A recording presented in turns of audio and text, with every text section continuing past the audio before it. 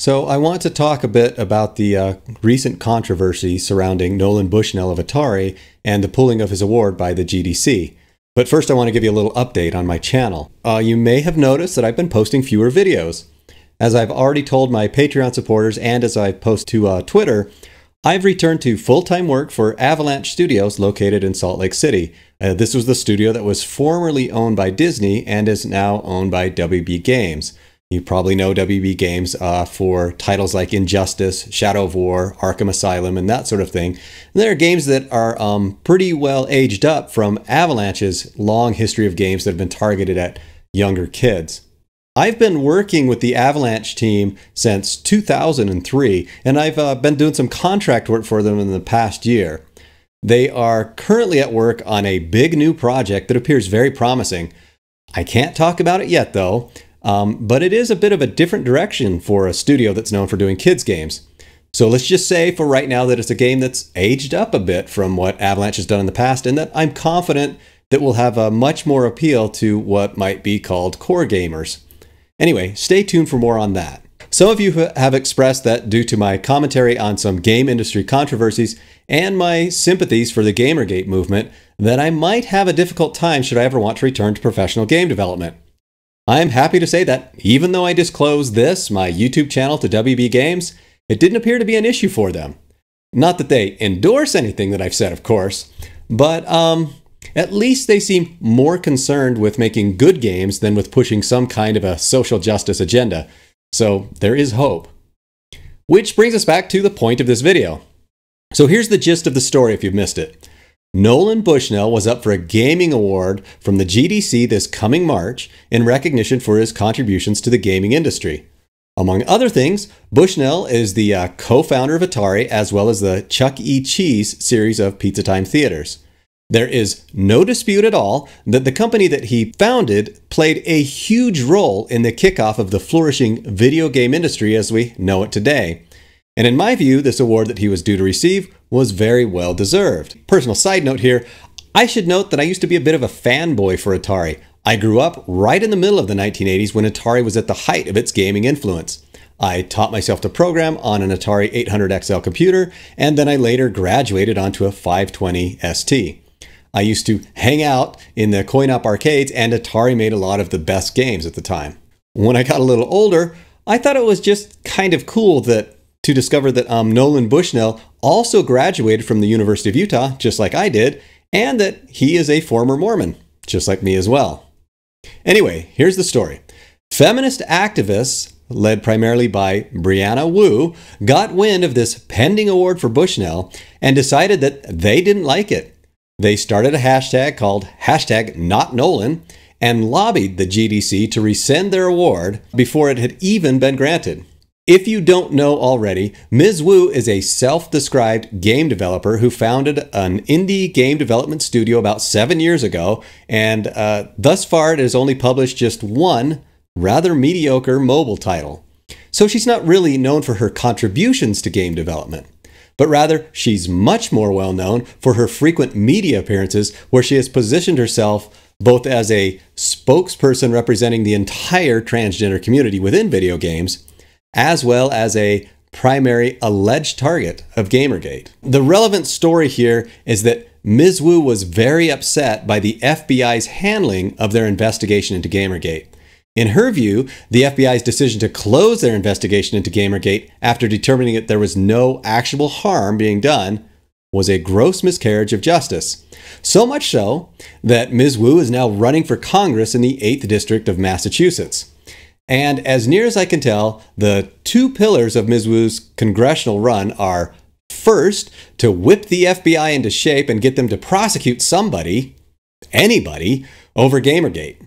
And second, to legislate against the potential militarization of space, because people on the moon might launch big rocks back at the Earth, and that would be a very bad thing. Or something. Anyway, the complaints leveled by Wu and her followers against Nolan are that in the early days of Atari, from about 1972 until 1978, the company culture there was very loose, very wild, and has been described as being something of a fraternity. Nolan Bushnell, the CEO, apparently used to do such crazy things as hold hot tub board meetings, and sometimes he even invited some female employees to join him in the hot tub. Now, also, he is alleged to have been instrumental in having code names for projects that they were working on that were named after attractive women who may have worked in the office. For example, the game Pong was originally called Darlene while it was still in development. This sort of thing from roughly 40 years ago, according to activists like Wu, is unacceptable behavior and reason enough to deny Nolan recognition by the Game Developers Conference. The GDC eventually gave in to the pressure from feminist activists and agreed to withdraw the award. This decision does not sit well with me. Now, to be fair, Nolan Bushnell himself was rather gracious when he learned of the GDC flip-flopping. He wrote, "I applaud the GDC for ensuring that their institution reflects what is right, specifically with regards to how people should be treated in the workplace. And if that means an award is the price I have to pay personally so the whole industry may be more aware and sensitive to these issues, I applaud that too. If my personal actions or the actions of anyone who ever worked with me offended or caused pain to anyone at our companies, then I apologize without reservation." So at one level, you can interpret this as kind of an apology, but at another, you can interpret it as Nolan Bushnell simply recognizing that he really doesn't need the award. Everybody already knows what he did. So if the GDC is more interested in playing some sort of political correctness game, hey, that's fine with him. But even so, this still troubles me on two levels. First, I want to point out that there are no accusers here. There are no crimes claimed and no victims being mentioned. Apparently, no one at the GDC thought to ask the women who actually worked at Atari under Bushnell what they thought of their time while employed there. It's interesting to note that they have since spoken out in Bushnell's defense. Here's some quotes from an article published on the topic by the excellent gaming news site One Angry Gamer. So first, we have this from former employee Carol Cantor, where she said, "There was much that would be considered inappropriate today, but at the time it was mostly laughable and in poor taste. Sometimes, but not to be categorized as sexual harassment or abusive to women at the time. We were all encouraged to be social and have fun in our work." Elaine Shirley, who was another employee there, said this, "I worked from Atari from 1973 till 1999. I was there during the Nolan era. It was the 70s, and we had fun. To my knowledge, no one ever did anything they did not want to do. At Atari, there was no hostile work environment. The GDC should ask the women that actually worked there during that time. I support Nolan getting the award." And third, we have a rather long post from Lonnie Reeder. I'll just read a few excerpts that I think summarize it. You can read the entire article for yourself if you'd like. So here's what Lonnie had to say. "Nolan created a company environment which opened the doors to many women into a field where they were never included before, high tech. Nolan never discriminated on any level and gave everyone a chance to prove on their own merits that they could be part of Atari. From soldering boards to building arcade cabinets, drawing schematics and artwork to working on the assembly line. Nolan never profiled a person by their gender as to whether or not they were fit for the job. He based his decision on the person's skill, ability, and passion for the job. Because of that belief, we always rose to the occasion. For me, and I'm sure for other women who will weigh in, while this feminazi congresswoman wannabe may believe she is doing Atari womankind a favor, in reality, she has done us a disservice by creating victims where there were none. Personally, I am extremely angered by her words and conduct in this matter, not just for Nolan, but for the women of Atari. All of us." Well said, Ms. Reeder. But the second thing that troubles me is how much this whole thing seems to be in the service of a growing, misguided, anti-male agenda in gaming.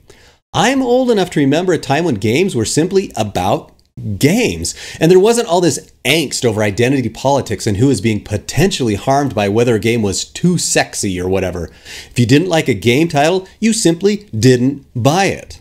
It feels to me that we are in danger of games being evaluated, at least within some corners of the media, not by their inherent quality or how well they serve a potential market, but rather how well they interlock with the current whims of political correctness.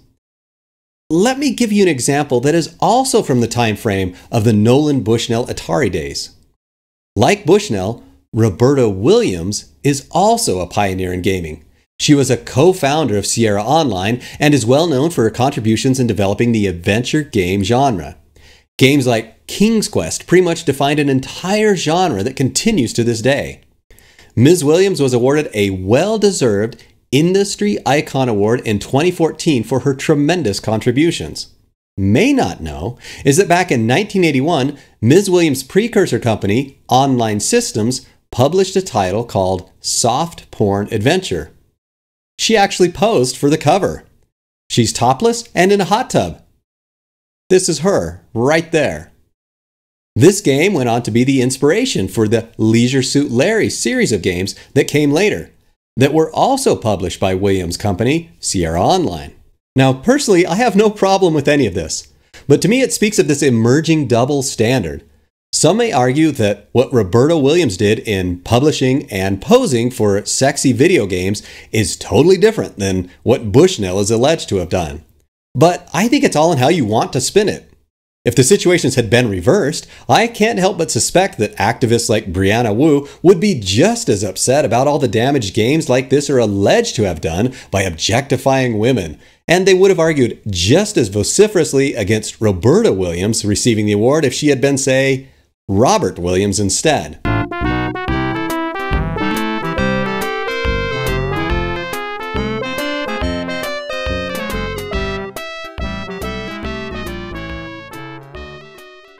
I've said my piece on this, and by now you get my point. So here's hoping that our beloved industry can sort itself out and return to focusing on simply making great games than on promoting social justice agendas. Until then, game on, my friends.